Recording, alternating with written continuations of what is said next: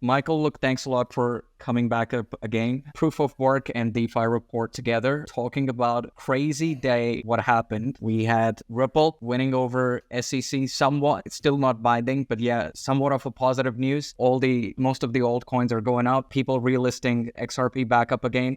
Since we had the last conversation, we didn't talk about BlackRock filing for Bitcoin spot ETF as well. We need to discuss about that. And the major news also, Celsius founder and CEO, Alex Mashinsky, pleading not guilty and being granted bail by putting up his $40 million Manhattan residence. So yeah, a lot to talk about, but crazy things. Things change so fast, right? Things change fast. Yeah, no, there's a lot to talk about. I think yesterday it was like a pretty good day in the crypto markets. First one in a long time. If you go on crypto Twitter, I think everyone's pretty positive. The timeline's pretty positive again. Yeah, I don't know. Where do you want to start? So let's start with Ripple, because that's what is getting everybody excited, and everybody's calling for moonshots. Like, I was reading a report that not only on centralized exchanges where people are just levering up, people on the decentralized exchanges and lending protocols like Aave are just borrowing USDC to just lever up and buy XRP positions. So it seems like the crypto winter is showing signs. It seems like it's the beginning of the end of crypto winter, if not the end. It feels like it. It feels like it. It feels like yesterday may have been a big sort of one of those momentous turning points in crypto. Like there was before Ripple, the Ripple case, and after. And yeah, I think it's a big deal. Most of the news that you see about it is like, okay, this is a massive win for crypto. You know, crypto assets are not securities, and that's the ruling. There's a little bit of nuance because and again, this is not legal advice or investment advice, anything that we say.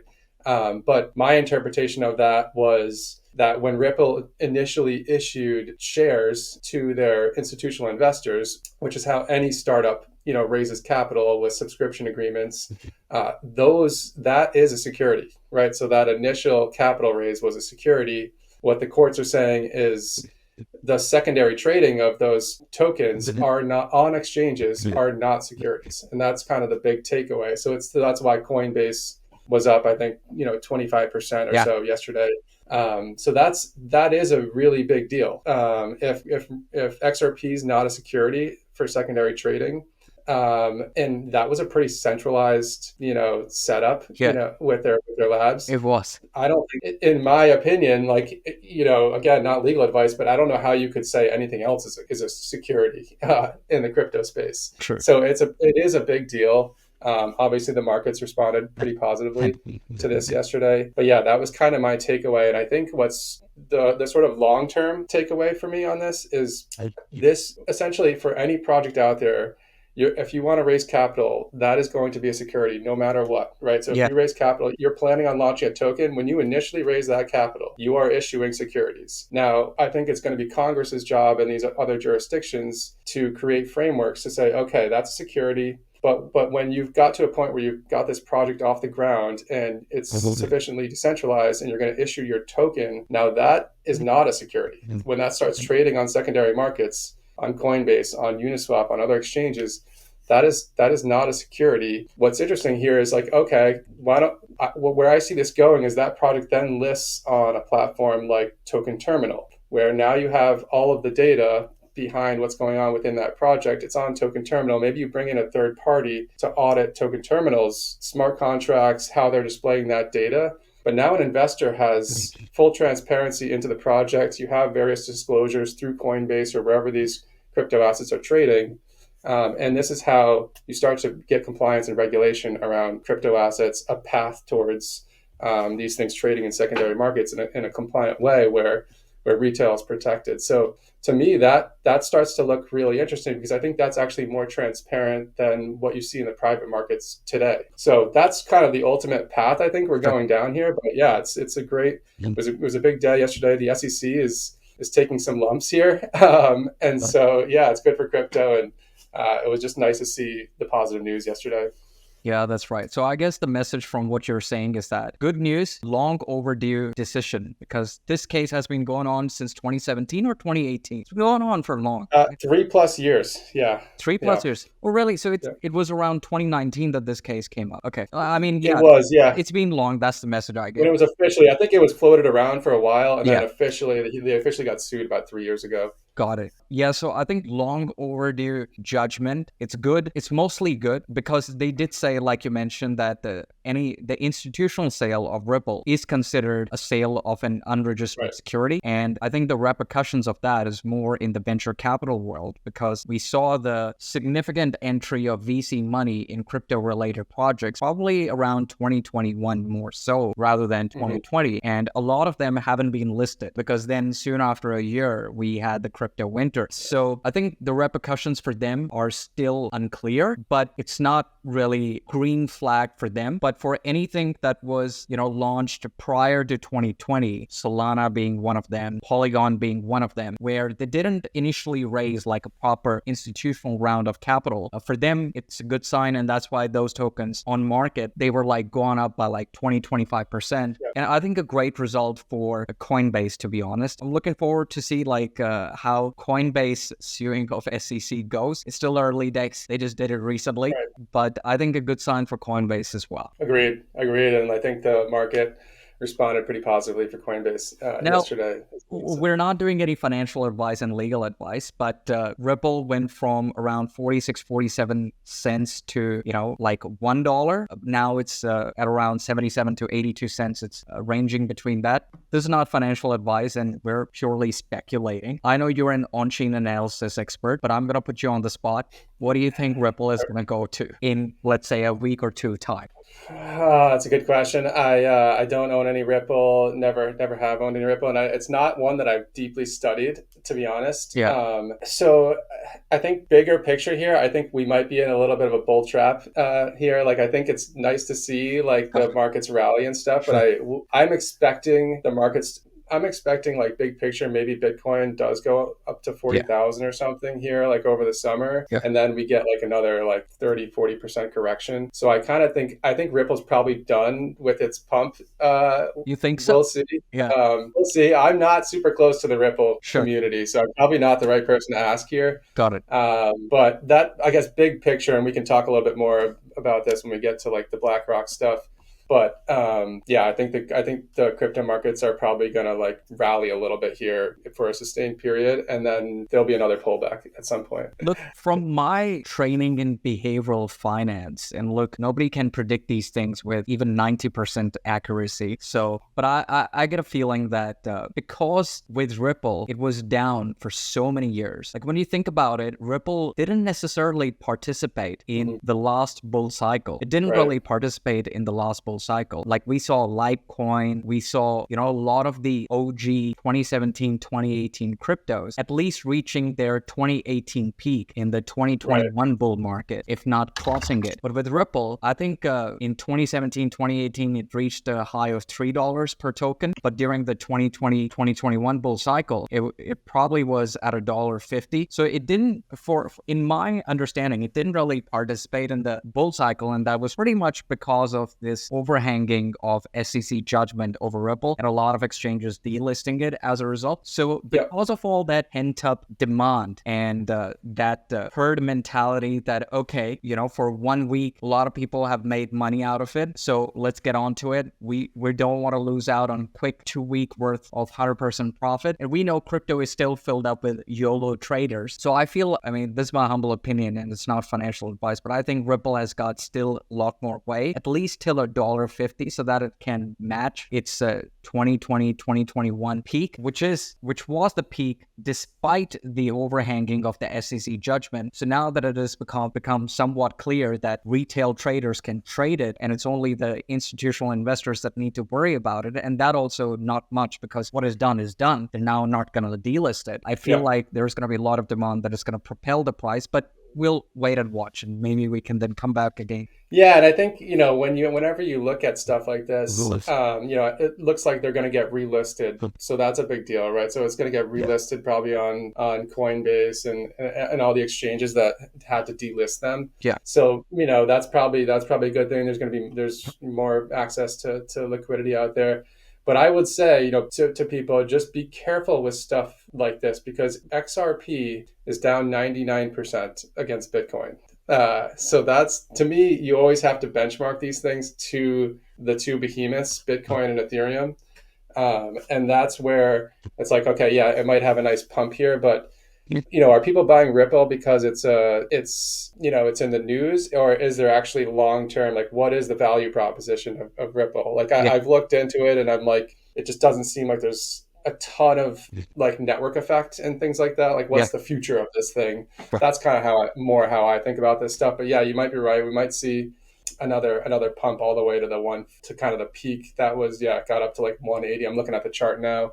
Got up to about $1.80 in April of 21. So maybe it's got some room to run. But yeah, just on that, I am in total agreement with you. Like, before this SEC judgment, like, I think I'll just speak for ourselves. Ripple is highly centralized. When we talk about their blockchain, it's still pretty highly centralized. Right. And the whole value proposition for a lot of decentralized blockchain cryptocurrencies is the fact how decentralized they are and how bulletproof their decentralized technology is. So from that perspective, Ripple, which is generally sold with the case that it's faster than Bitcoin, with the marketing tag of being decentralized, whether it has a long-term value proposition of actually being built on Ripple, a lot of people think there is, because Ripple, started their own NFT things as well. I recall that they started saying that you can have NFTs on the Ripple ledger, but it hasn't really hit it off. So what I'm saying about its price is more speculative as well, because having been in the crypto market for the last 7 years and having studied it for more than 7 years,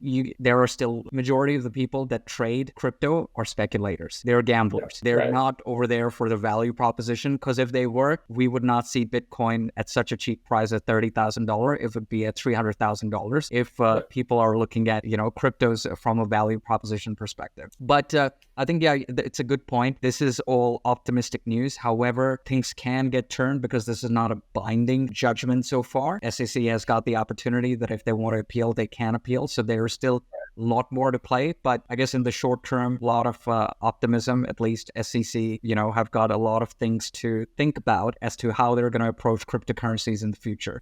Agreed. And it's this battle with the SEC, this is a win for crypto. So so look, on that note, that now that we've ended the topic about Ripple and such an exciting news, I think it's very important that we also talk about the other scandalous news that has come out, which is that Alex Mashinsky, the founder and CEO of the bankrupt Celsius, has posted bail by putting his Manhattan residence of $40 million, and he's pleaded not guilty. Well, firstly, what do you make out for that news? I think it was good to see that he was, I think he was arrested yesterday. So to me, like, my take on this is just, we've seen, like, through these crypto cycles, like, kind of similar behaviors in the markets. We've had frauds that get exposed during kind of the bear cycles of each market. This one, we had a bunch. We had Terra Luna, we had FTX, we had Celsius. This is just another case of, essentially a fraud within the crypto space. Because crypto is a new industry, it tends to attract criminal behaviors. And it's good that, people like this are being arrested and held to account for this. I think a lot of retail investors have lost money on Celsius. And so a lot of them. Alex Mashinsky should have to pay for that. So that's kind of, I guess, my take on it. I teach crypto entrepreneurship at a business school in India. And one of the lectures, I show them the advertised Celsius flywheel that they demonstrate on how they create value for their participants. And then in the next slide, I show them the actual flywheel that they had created, which is that they use the deposits to pump their Celsius tokens. And look, I've written a book on the history and evolution of money, and financial frauds happen everywhere, and they still continue to happen. When you've got a lucrative industry and you've got good actors trying to make money out of it, you always have the opposite side and some bad actors trying to take advantage of the vulnerable. And that's where education plays a big role. And that's why I think it's important to remember that as we are on the cusp of the end of crypto winter, and Bitcoin halving is going to happen next year, and we're going to see again irrational exuberance entering in the market, a lot of new participants in crypto coming back again, that they don't get swayed by these deceptive advertisements where, if we take the example of Celsius, deposit your crypto and you're going to get an 8 to 17% yield. If you want to borrow crypto from Celsius, you can borrow it at 0% rate if you are a Californian resident, which they had done. And if you question, how do you provide that yield? Like, how do you make money? The answer is that they provide crypto on OTC lending desk to institutional investors, where they generate yield of more than 8 to 17%. And for the rational investor in me, I'm thinking that this outfit is giving 0% interest rate crypto to borrowers who are retail traders on their platform. That's what they're advertising. And then they're saying they make money through their OTC lending desk, where they give out crypto to institutional investors at more than 17%. And I'm like, are institutional investors have got a higher borrowing cost than retail investors? Like, that just doesn't make sense. But nobody would question that. Like, I had a lot of friends in Australia that I used to ask them about it, and I'm like, are you not worried? And most of them, not all of them, but most of them were like, oh, the Celsius token is going up, so look, they've got their own practice, no need to do diligence. And look, I'm not going to blame them. We had Canadian pension funds and marquee venture capital funds investing in Celsius at outrageous valuation, hardly doing any due diligence, because if they have done, they would have figured out that they don't have any controls, just like FTX didn't had that much of internal controls on how things should function. It's insane. Yeah, I did see that there was a large pension fund that was invested there. That is absolutely just incredible, given what we now know about that operation. But yeah, it was a classic Ponzi scheme. I think it's just absolutely classic Ponzi scheme. I think one thing that's interesting to take away from this too is this is a commercial for DeFi. These types of incidents are with DeFi. You have full transparency. You have zero counterparty risk. You're dealing with a smart contract, and that's your counterparty risk. It's just a smart contract. So I think that, a lot of these events, and I hope that this starts to actually come to the surface, that people realize, this guy was associated with DeFi.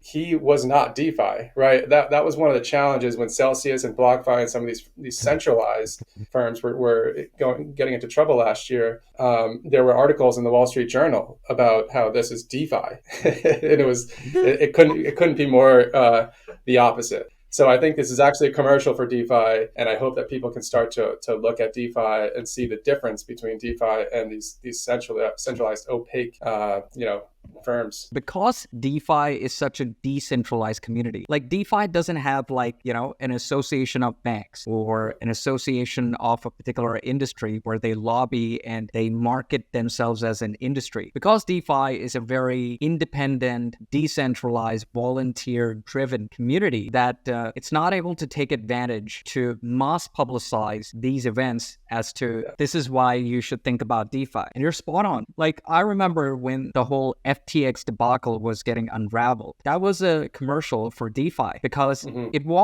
this wouldn't happen in DeFi. Like, sure, there are vulnerabilities in DeFi. If it's a DeFi protocol with bad actors who are not doxxed, they can basically rug pull you. We've seen Aave is a pretty good platform. A Compound protocol is a pretty good platform. I know we both love Uniswap. Uniswap is testament of how a sustainable exchange through decentralized protocols can be developed. So yeah, I'm in total agreement with you that what happened with Celsius was a commercial that, these centralized platforms are not necessarily in all cases your friends. Especially, it's so funny, the tagline for Celsius was that banks are not your friend. And he bloody built his own shadow bank. And I do not know how he wouldn't get caught for at least running deceptive tactics to get investor and retail interest. Like, it was just like, for a smart person, for somebody who's rational, for somebody who's been in the industry for a while, whatever Celsius was advertising, it was quite evident that this is not sustainable and something is off. Right. I agree. And, it's unfortunate that people that aren't as close to the industry as we are, they see stuff like this guy out here telling you that banks are not your friend when he's literally a centralized, opaque bank that's a Ponzi scheme. It makes the industry just look so insanely bad. And there's not a lot of nuance to these people's opinions. And that's one of the things that's really frustrating for somebody like me who's trying to cut through a lot of the noise out there. And I know yourself as well. So I think it's a good thing that these people get exposed over time. There'll be less and less of these frauds, I believe, in our industry. Yes. And as we get more regulation and more consensus around what's the actual direction that this industry is going to go, I think the future is still very bright. So. Yeah, totally agree with you. I guess now it's a great opportunity for us to talk about the gold standard of crypto and the gold standard for institutional asset management, BlackRock. And I guess the way that I'll probably put out that news, that major news for the industry that is probably not getting as much exposure as, the Ripple is getting just now, is that Bitcoin didn't go to BlackRock. It was BlackRock that came to Bitcoin, Yeah. Well said. Yeah. So it's generally, if BlackRock wants to start a ETF or anything like that, you'll get that industry or that country. You'll get people would generally come to BlackRock and engage. But this is probably the first time where BlackRock has contradicted what they said 10 years ago or 5-6 years ago, whenever Larry Fink came on record and say that he's very skeptical about crypto and Bitcoin, including, to now them coming to Bitcoin. And Bitcoin didn't advertise themselves. Bitcoin didn't pay any marketing thing. Right. It was BlackRock that came to Bitcoin and said that we want to create a Bitcoin spot ETF. I think that's a big testament towards the Bitcoin community, the decentralized community, and the ones that have just continuously held the belief that Bitcoin is the bulletproof asset that the world has never seen. I love it. And I love how you phrase that as BlackRock came to Bitcoin. I think it's huge news. BlackRock, I believe they're like 571 and one when it comes to ETFs. They control about 30% of the ETFs out there. So if there was going to be a large asset manager that wants to launch an ETF that has I think $10 trillion of assets under management. This is the firm that you want going in there to launch this. So I think it's extremely positive news. It's almost like they knew something that the SEC, I think they sort of know that the SEC may lose the Grayscale case, right? The Grayscale is suing the SEC right now to have the GBTC trust converted into an ETF. So I feel like they know something there. BlackRock is super smart. They also know what's going on with crypto cycles. They know what's going on in the macro economy, that the inflation's coming off, interest rates may come down. We may get a bull market for crypto, and they're going to be positioned to capture all this flow, and they're going to get a 30 basis point fee on everybody that buys spot Bitcoin through their ETF. So I think it's my takeaway is like crypto, what people seem to fail to recognize, at least the skeptics out there, is that this stuff is just popular. Yeah. And when something is popular, the incentives for all of these large TradFi firms are to create products and services to meet that demand in the market. And that's what we're going to continue to see, in my opinion. Yeah, I totally agree with you. Look, it's tough what has happened to Grayscale because they pretty much introduced an institutional vehicle for individuals to invest in Bitcoin through their Grayscale Bitcoin Trust back in 2013, when honestly, not many people knew about Bitcoin, let alone institutional people knowing about Bitcoin. I mean, at that time, Bitcoin was still being mined using normal computation technology like normal laptops. So for them to introduce Grayscale Bitcoin Trust, and it trades on the over-the-counter market. Like people can buy it if they want Yep. to, but they've been asking for a long period of time, along with the Winklevoss twins with their proposed Bitcoin ETF back in, I think so, again, 2013 to 2016. They were early ones as well. And Yep. none of them have become close to getting it approved. But having said that, if there is any organization that would get this approved, at least for their spot Bitcoin ETF, then it's probably BlackRock. Because like you said, they control like over 30% of the ETF market. And they are the world's largest asset manager by a big margin. Like, don't they have like around 8 to 9? Like all I know is that India, Australia combined GDP, they own more assets than India and Australia combined GDP. Yeah, I think they were over 10 trillion at one point. The market values may have come off a little bit, but yeah, it's somewhere near 10 trillion of assets under management. So yeah, so if any organization is big enough, respected enough to launch a Bitcoin spot ETF in the US, that is probably BlackRock. But yeah, what I think is that if that gets approved, then you're going to see a lot of other players either suing SEC as to why their application is getting rejected, or you're going to see a lot of other ETFs coming in. And if a lot of spot ETFs come in, Jesus, I mean, this is just a thought, just a number that is coming out of my head. We're gonna see Bitcoin going from $30,000 to $300,000 in no goddamn time. Yeah, no, I mean it's definitely positive for Bitcoin. I think it's also like I always try to zoom out and think like, what does this actually mean long term for sort of where this is going? And the news. So when you combine, okay, BlackRock's now moving forward with crypto products. You combine what we saw yesterday with Ripple, and now it looks like Ethereum. How could you say Ethereum is a security? Now I'm thinking, okay, we're probably going to see an Ethereum ETF pretty soon after this BlackRock one gets approved. And then what's the next thing from there? So I'm starting to map out what is the cadence of how institutions are going to start to merge with crypto. Yeah. And that's kind of the big takeaway for me. And the other thing is like Larry Fink is, I believe he's almost 70 years old. He's really dealing with his legacy at this point. And like, they don't do things. He's not doing stuff that's going to tarnish his legacy. Like he has strong conviction that Bitcoin is going to be around for a very, very long time. And that's, to me, these are the takeaways for something like this. So I think this is great news. It's interesting timing. I think the timing is really interesting. We're about 9 months out from the next halving. Yeah. We can talk a little bit about sort of the setup here as we go into the halving, the macro economy, where liquidity and interest rates are starting to point. But I think all of these factors are starting to sort of align here, and it feels like we're coming out of this crypto winter, and there's certainly light at the end of the tunnel. So.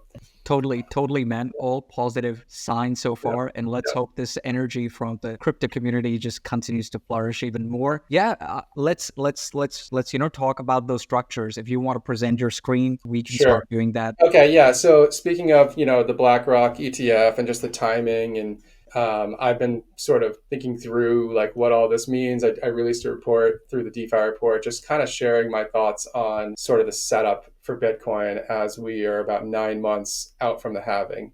And I think one of the ways that people sort of think of the Bitcoin halving is just from a really simplistic view of, okay, there's going to be 50% less Bitcoins that are going to be coming onto the market that are going to be mined by the miners.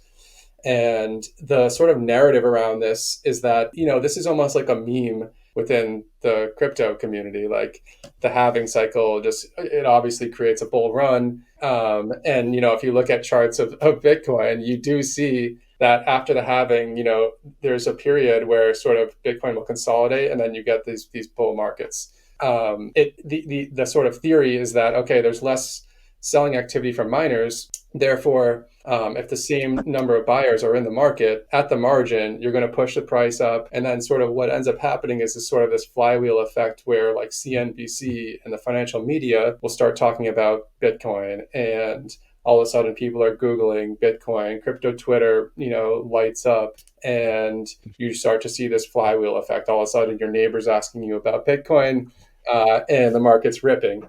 And to some extent, that is true. Like that is actually kind of how this has worked. I've done some work just to sort of like try to look at some of the data to see if that lines up with the Yeah. sort of the narrative. And what I'm presenting here, this is the miner net position change. And I'm just looking at each halving cycle and then going and segmenting it from 12 months prior to the halving, 12 months after, and then, 12 to 24 months after. So you kind of get like these little cohorts to tell, what was were the miners buying or selling during these periods. And what you can see here is that this narrative is not true. So 12 months post halving, during each halving cycle, the miners have sold more Bitcoins than they sold in the 12 months prior, right? So they're getting less Bitcoin, but they're selling more. And this is as the market rips, right? So like you're seeing like, okay, the market's going up. This is 12 months after the halving, but they're actually selling more Bitcoin than they were 12 months prior when there was more Bitcoins being issued. So that this narrative is false if you look at the data. Yeah. But it doesn't matter because there's so much demand that it's overwhelming this supply, this selling activity from the miners. Yeah. I think the other big takeaway here is during the last cycle, that was the first cycle where miners actually accumulated Bitcoin. So this is like pretty interesting. I look at a lot of the miners activity because I think it's like the base. It's at the absolute core of Bitcoin. Yeah. And you can see like during the early days of Bitcoin, like the miners held all the Bitcoin. And so the first cycle, they were selling a ton, right? Because there were so many, the miners controlled almost all the Bitcoin. And they're recycling this. What's great about this is as miners sell, they're recycling that into new fresh hands. And this is how the adoption cycle kind of goes. Yeah. During the second halving, you had less selling pressure, and then that flipped to where they actually accumulated Bitcoin. So I think that's really bullish. The Bitcoin hash rate as well, it's at all-time highs right now, which just shows the conviction of the mining community for Bitcoin's future. And that's what's securing the network. That's what's giving people confidence. Pause there if you have any thoughts on this. Yeah, look, first of all, I think this is an interesting piece of analysis. So thank you for sharing it. Thank you for, presenting it as well. But basically the three takeaways from this, and correct me if I'm wrong, or added as to if there are more important takeaways than the one that I see from this, is that miners probably are not selling as much now. Like for the 2024 Bitcoin halving, we can expect that miners are probably not going to sell as much. 100%. That's correct. And I've looked at the data up until June 30th. They are accumulating right now. They are not selling. So on a net basis, they're accumulating right now. They're gearing up for the halving. Got it. So they are accumulating. And if we want to answer the why, so this is telling us what is happening, but if we want to address why it is happening, would it be a fair statement, and I guess we're speculating, but would it be a fair statement to make that the why is because they expect a very high price action for Bitcoin? They want to hold it as much as possible and then sell it out to the market when they think that the price is right? I think that's exactly what's going on. The miners are probably the most bullish people within Bitcoin, right? They've committed land, labor, and capital to mine this stuff, to secure the network.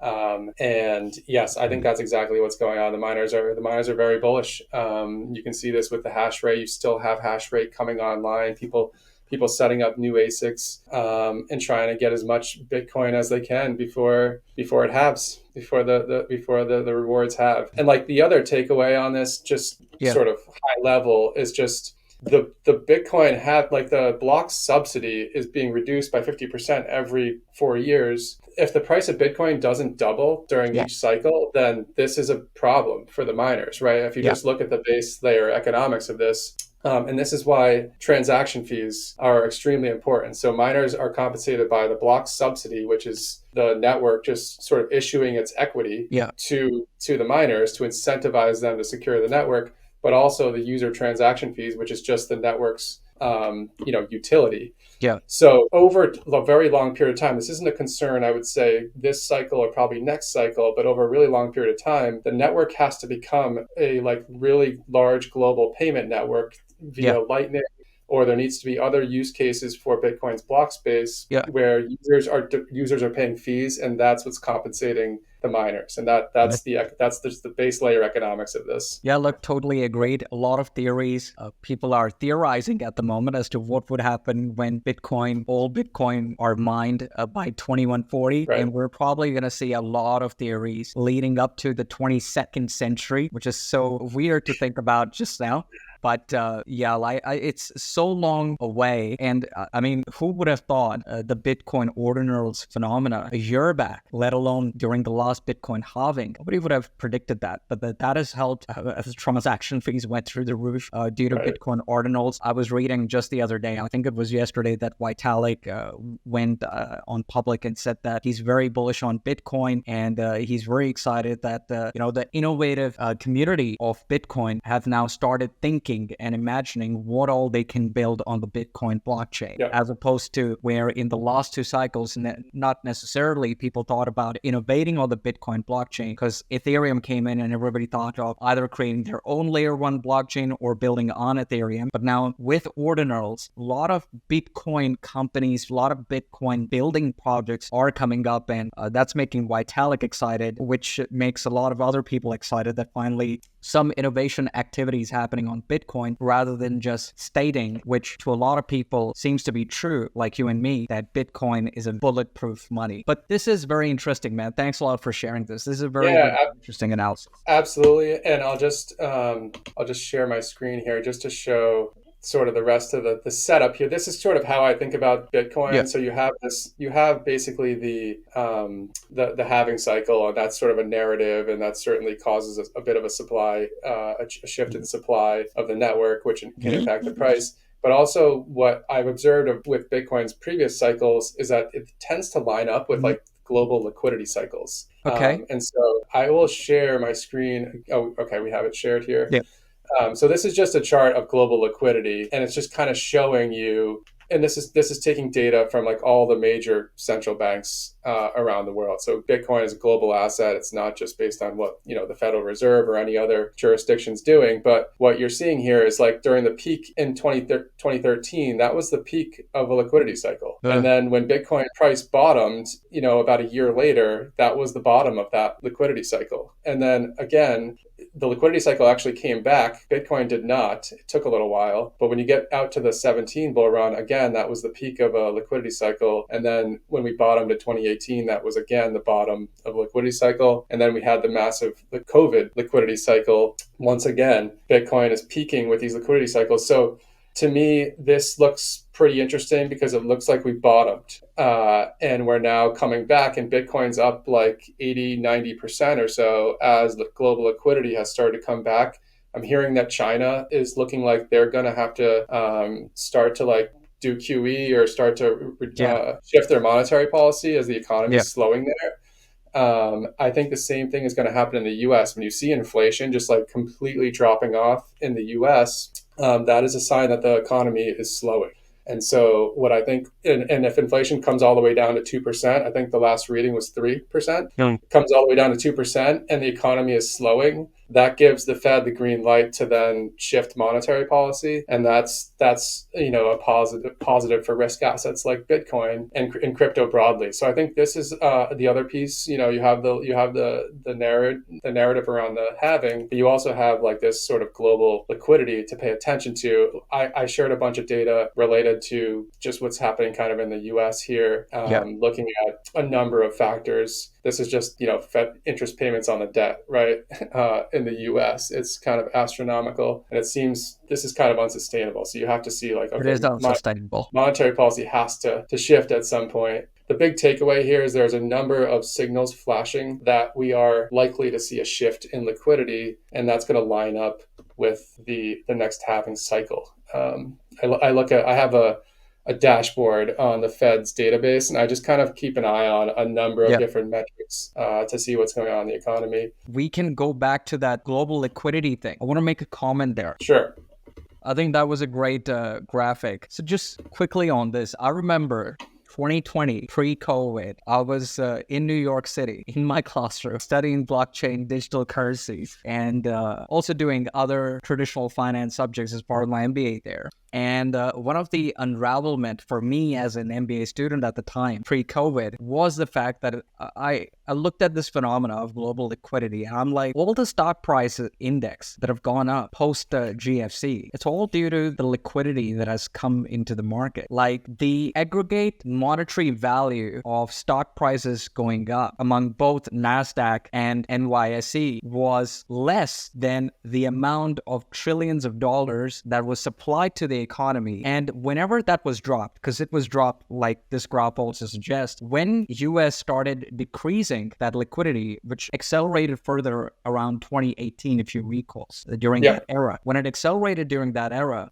we saw a dip in a lot of prices of assets. And that was the same for stocks as well, not only for Bitcoin and crypto. So I love this because it gives you a visual representation and makes the case that liquidity is such an important factor to drive asset prices in general. Like a lot of people disagree with that theory. And I know this is a very simplistic, non-PhD way to showcase it, but I've done a good level of research about it as well, that liquidity is what drives asset prices. What I would love to see eventually is that Bitcoin continues to rise despite lower liquidity, because then we'll actually witness that even if liquidity is not entered in the economy, people are still looking to buy Bitcoin. And that is then showcasing the real shift in the real life use case of Bitcoin over, let's say, dollars. Agreed.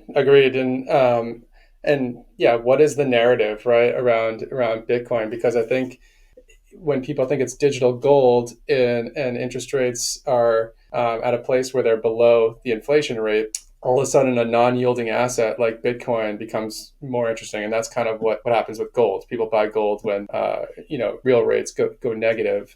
And so like it comes back to like, what is the story of Bitcoin? Because if people just think of it as digital gold, it's probably going to trade the way that like gold does, but just with a lot more volatility, because it's in like this early kind of adoption cycle. So to me, that's sort of the kind of the big picture of this. Like, I'll turn this around to you. Like, what is your thoughts on like, what is Bitcoin's like addressable market? Because I've always sort of looked at it like, okay, like this looks like a much better version of gold. Like it should capture gold's market cap. And it'll take some time to do that, obviously, and it'll be volatile. But like to me, I think that gets you to like 500,000 per coin or so. To me, that was my thesis when I looked at it. But I'm curious. Some people think that Bitcoin's like going to suck in the value of like every asset in the world. I don't understand that thesis, but I think that's like, oh, it's gonna capture the value of real estate and stuff like that. That doesn't make any sense to me. But that's sort of my high level of like, where is this actually going? What's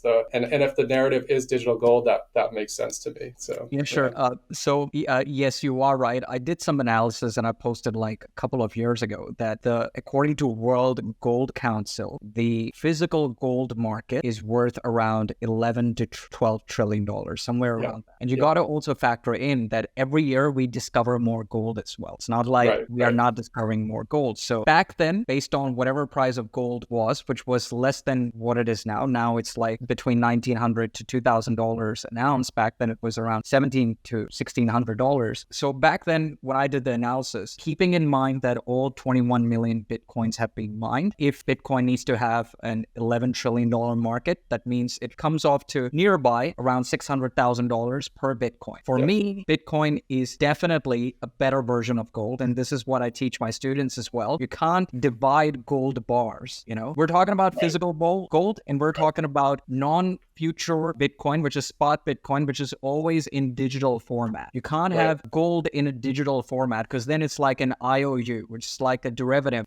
We're talking about real Bitcoin, which is on the digital ledger. And what that means is that if I want, I can transact in real Bitcoin up to the 8th decimal. I can't do that with gold. I got a gold bar. I can't store a gold bar in a USB drive. I would be more comfortable storing a gold either in my house where I've got a vault, or if I'm traveling, I would put it in a storage where it's got high security and insurance and stuff. That's why the derivatives market of gold is so big. And Like that is like magnitudes bigger than the amount of gold actually available. So for me, Bitcoin is a better version of gold. There is no counterparty risk if you hold Bitcoin in your hardware wallet. So at a minimum, the market size of Bitcoin needs to match gold, if not be more. And I think that'll be a reality, like in my lifetime for sure. The next generation, they're not going to be gold bucks. They're going to be Bitcoin bucks. They want that flexibility. So $600,000 is a minimum. I don't think that all assets are going to be on Bitcoin because people want houses to live. People want commercial real estate to work on. But I do believe that Bitcoin will be the gold standard for speculative assets. So if $600,000 is a minimum, just on the theory that Bitcoin is a better version of gold and the fact that it's got the Lightning payment system and more innovations coming in that can accelerate payment adoption on the Bitcoin network, then through this ordinals, we know that there is a scope for actually building DeFi protocols, NFT protocols with the security of the Bitcoin ledger. There is high chances that we're going to see the price of it, exceeding $1 million because more use cases are being developed on this universal ledger system that everybody is using. And the more people use it, the more stronger it gets. And the more stronger it is, the more valuable it would be. So look. I couldn't agree. I think you said it really well. I mean, Bitcoin is gold with a global peer-to-peer payment network attached to it, right? It has to be worth more than gold, I would think, and that's an incredible utility. I did see something that like the BRICS countries are looking to issue a gold-backed currency, which is kind of hilarious. That we're gonna like try to do that again when you already have the payment network plus the scarcity of Bitcoin.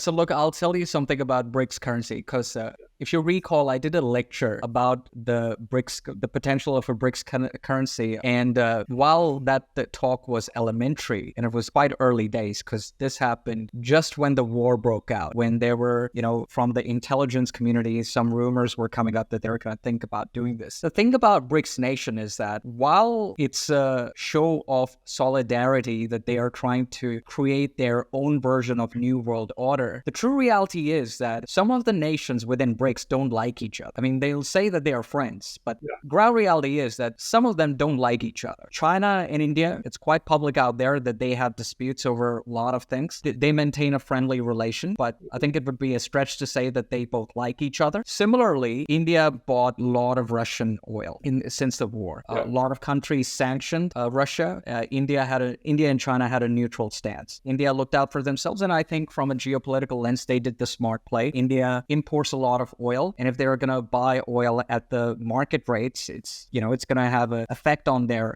current account, which is already in deficit. So if they got the opportunity to buy cheap oil from Russia, they bought the cheap oil from Russia. But they paid them not through US dollar, and we've already spoken about the trend of de-dollarization. They paid them through Indian rupee, and Russia has accumulated so much of Indian rupee now, and they are finding it very hard to convert that into Russian ruble at a good rate because nobody, like Indian rupee is not like, contender for global reserve currency. So Russia and India, while they're collaborating and working together, they have their own differences. So BRICS and what they're doing, at least at the moment, although I'm not an intelligence professional, but given my geopolitical knowledge and knowledge about history, I think the collaboration when it comes to a gold-backed currency that we're going to see with BRICS, it's still far in development.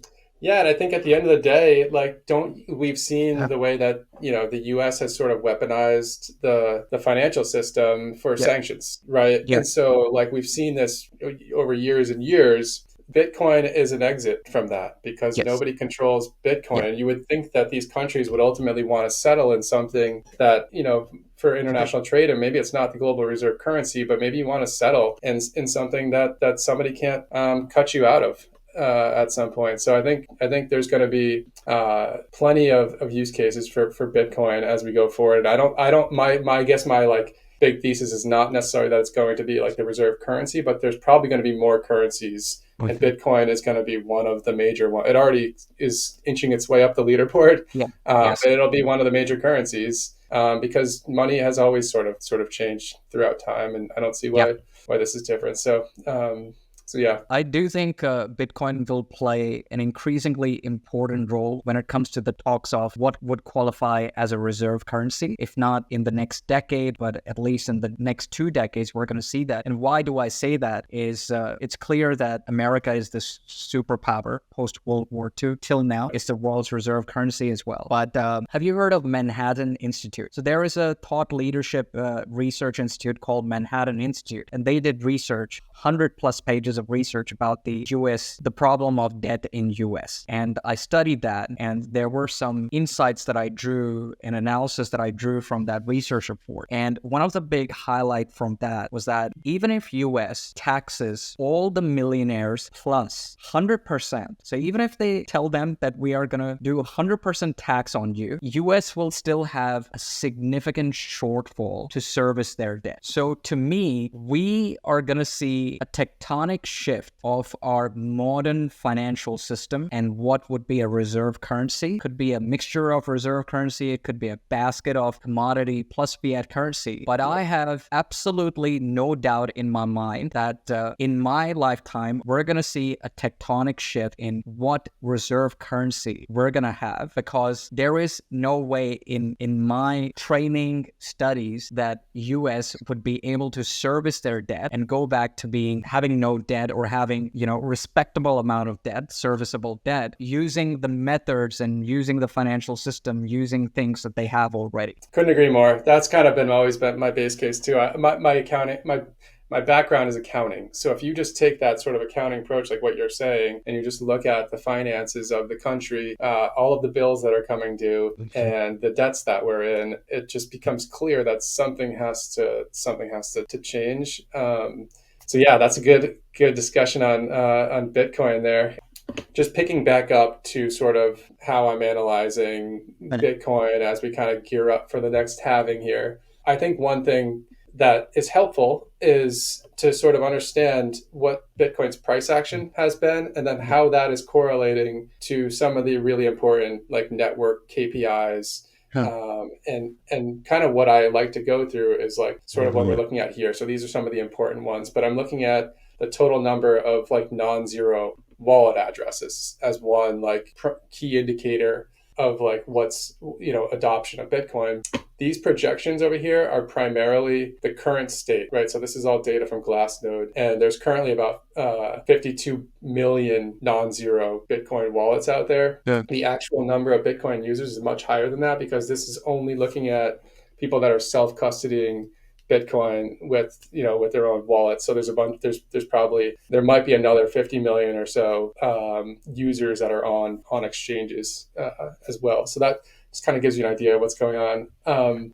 Number of Bitcoin addresses with greater than 1 BTC, that number just went over 1 million. So that looks pretty interesting. That just shows the conviction of people over time. I think one of the things with Bitcoin is a lot of people come in during these bull cycles and they'll buy Bitcoin. Maybe they'll buy it at the top or whatever. But a lot of people end up, your mind follows your money, and you start to learn about it, and you start to build conviction, and then they become the long-term holders in the next cycle. And you can kind of see that down here. So here's your long-term holder supply on the halving date. You can see this number just keeps going up. So you just have more and more people over time that have really strong conviction in Bitcoin. So this just gives you see the setup here. Yeah. That this is something people really care about. People believe this is going to be around for a really long time. The other thing that I'm looking at is just like the supply that hasn't moved within a year. Currently, almost 70% of Bitcoin's supply has not moved on chain. So people are really seeing that as digital gold. They're holding on to this. So these are some of the metrics that I look at. I went through this in detail through the newsletter, the DeFi report that I published a few weeks ago, and anybody can check that out. But this is kind of what I try to pair up with, and then looking at just the price action and how that's correlating to actual network adoption as well. Dude, this is so insightful. Thanks for sharing this with us. One thing that is so interesting about a blockchain and the innovation that we'll see on the data side of it is that the more we see innovation within the blockchain space and the more these blockchains continue running, we're going to reach a time, and I guess that's what you have alluded to as well. Players like Glassnode, players like Token Terminal, they're going to be so valuable in assisting individuals, institutional investors in using data to make investment decisions, rather than at the moment where we've got more of a YOLO crowd that draw lines on the chart to predict the next price action. But this is interesting. I couldn't agree more. I think eventually, when you look at like the traditional finance and traditional markets, you have like all of these benchmarks, KPIs, metrics are used to do that. Bitcoin's a unique asset. I think we're going to see this for layer ones, proof of stake networks, protocols. And this is something I spend a lot of time thinking about because I really enjoy kind of analyzing the data and kind of coming up with these frameworks. I'm releasing an update on sort of the state of the Ethereum network. And I go through really all of these kind of frameworks, put some price targets, and share kind of how I'm coming up with like some of these forecasts. But yeah, I think eventually these tools like Token Terminal and Glassnode are going to be kind of the next iteration of like how buy and sell side analysts are analyzing crypto assets. So got it, dude. This was power packed session.